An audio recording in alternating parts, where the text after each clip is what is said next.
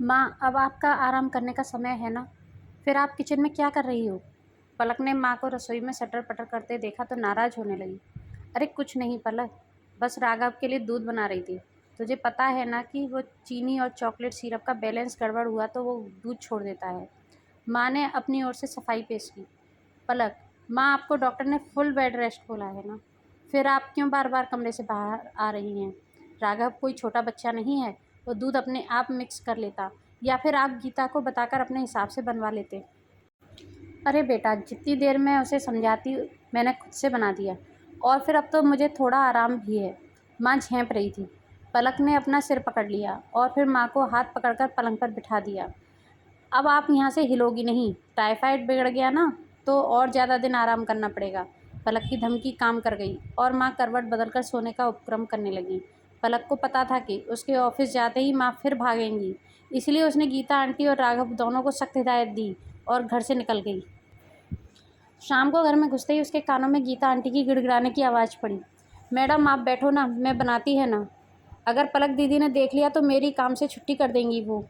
पर माँ अपनी धुन में पक्की थी। वो मज़े से टमाटर भूनकर उसमें राजमा डाल रही थी और गीता को समझा रही थी, कुछ नहीं होगा तेरी नौकरी को।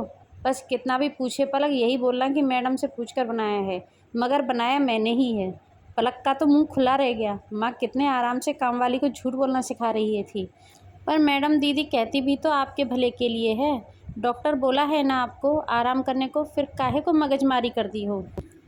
मैं जानती है राजमा बनाना, इधर 20-22 साल से वेजिटेरियन खाना बनाती है मैं सबके घर में।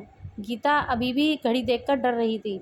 तू नहीं समझेगी गीता, एक माँ को पलंग में लेटकर आराम कहाँ मिलता है। माँ को तो सब तसल्ली होती है जब उसके बच्चे और परिवार स्वाद लेकर और सुकून से खाना खा लें और कोई घर में भूखा न सोए। हाँ, इसीलिए मैंने डिसीजन ले लिया है कि माँ को आज ही हॉस्पिटलाइज कर देते हैं।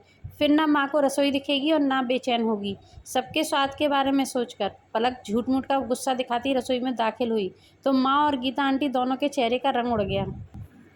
नहीं, मुझे नहीं जाना हॉस्पिटल वगैरह। पलक, मुझसे नहीं हो रहा आराम। दवाओं से मेरा बुखार भी अब ठीक है और चक्कर भी नहीं आ रहे हैं अब तो अगर मैंने ज़्यादा आराम किया ना तो मैं बीमार पड़ जाऊंगी बेटा। माँ जैसे बस रोने ही वाली थी। ओके बाबा, पर आप प्रॉमिस करो कि आप सभी दवाएं टाइम पर लोगी और ज़्यादा लोड नहीं लोगी। पलक ने भी हथियार डाल ही दिए।